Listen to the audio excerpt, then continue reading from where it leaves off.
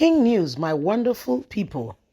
Things Fall Apart was a book written by China Achebe, a wonderful book that made so much meaning. It was made into a movie, and it was one of those books I read growing up. Fantastic book. From G5 to G1. Now you understand the meaning of Things Fall Apart in this contest.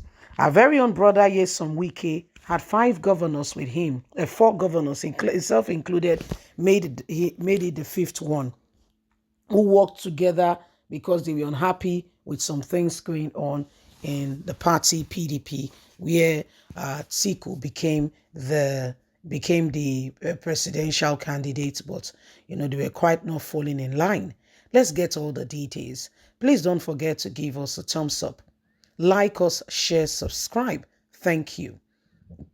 From G5 to G1, we all know that Governor Nyesom Wike of Rivers State is at war with his political party, the People Democratic Party (PDP), but he's holding the short end of the stick. He has had cause to job at the party over matters of exclusion. The problem was basically his, but in order to add vent and grief to his participation, he dragged four governors alongside together with him. They constituted the G5 governors who have been giving PDP sleepless nights. However, of these five, only Wike and Governor Samuel Otom of Benue State are being heard. The rest are merely being tagged along. I have, as a matter of fact, had cause to say elsewhere that G5 does not really exist in actual terms. It is a creation of the media which has come to take a life of its own, following uncertainty and the vibe of Wike against the leader of his party, PDP. The fact of the matter is that only Wike and Otom matters in the G5 calculation. They are the ones who really speak. The others, namely Ifeanyi of Enugu State, Ikpeazu Okezi of Abia, Seyi Makinde of Oyo, are mainly making up the numbers. They do not have the capacity to unturn the popular semitics in their locations. In fact, they will be swimming against the tides if they attempt to do that. Since these gentlemen are intelligent people, they are not likely to commit political blunder for the sake of their political future. This leaves us with Wike and Otom. How far is the G5 ready to go? The G5 has continued to stress their points and to say that the public is referred to as the presidential candidate of their party in order to ensure that if he does not listen to them, he will not get their support. But the soon has been long coming. Observers of the Nigerian politics never imagined that the announcement will linger until now. With just 1 month to the presidential election, no pronouncement has been made about the group's choice of the presidential candidate they will be supporting. As I noted earlier, Makinde, Ikpeazu, and Ifeanyi are inconsequential in the calculation since their ethnic locations are already decided on where their votes will go. But the same cannot be said of Wike and Otom. Interestingly, Otom has already taken a stand. He has chosen Peter Obi of the Labour Party as his preferred presidential candidate. He has equally vocalized it. He believes that Obi is the only one among the pack that can give Nigeria a new lease of life. Otom is a man of principles and his words are respected. He's bold, and is fearless.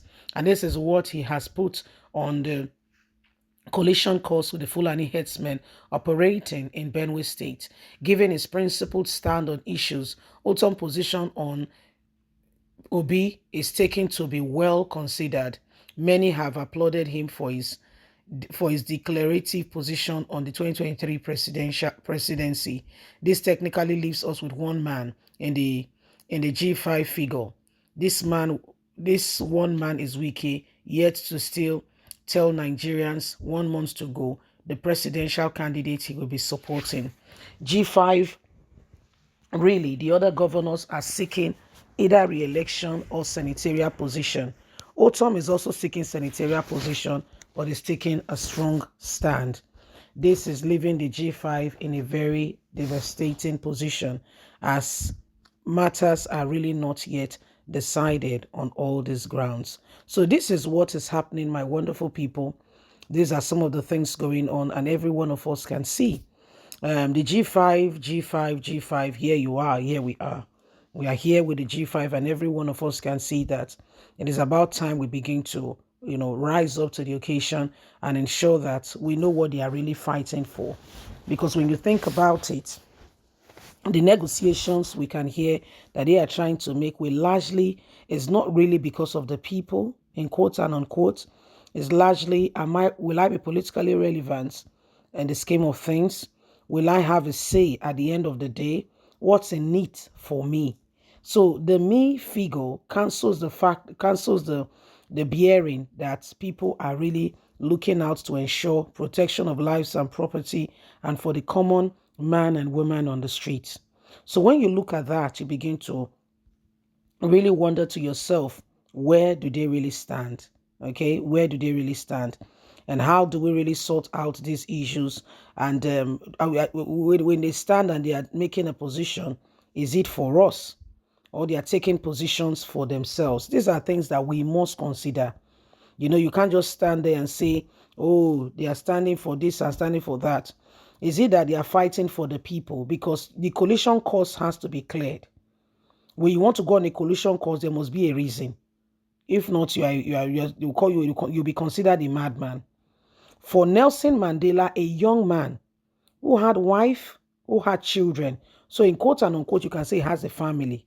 Okay, for a young man, he had a family that he could go back home to.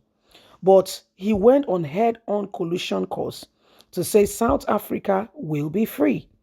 Did it cost him? Of course it did. His marriage, yes. His children, yes. 27 years. So let's even say he started it when he was 30. Another 30 years gone. So by the time he's 60, if his youngest child, for instance, I'm just giving an example, giving exaggerated figures, if his youngest child was 2 when he went, the child is how old? So you can see when a man made a decision to say, you know what, I'm going on this head-on collusion. And today, he did not just do it blindly. He has written his name in the footsteps, in the footprint of time, because he fought for the people. Leave us a comment. Bye for now.